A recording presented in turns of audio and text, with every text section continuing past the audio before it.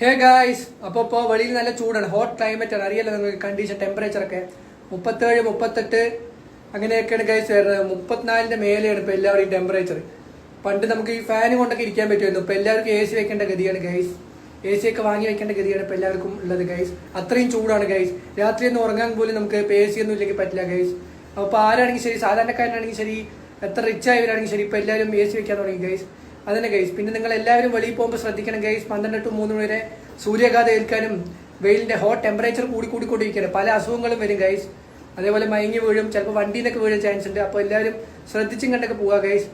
പിന്നെ അതിന്റെ ഗൈസ്, ഇത് വോൾട്ടാസിന്റെ 3 സ്റ്റാർ എ സി ആണ് ഗൈസ്. നല്ലതാണ്, നല്ല കൂളിംഗ് ഉണ്ട് ഗൈസ്.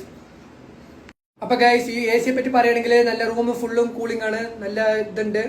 വെളിയിലുള്ള ഹോട്ട് ടെമ്പറേച്ചറിന് ഒന്ന് കൂളാവാൻ വേണ്ടി നല്ലതാണ്.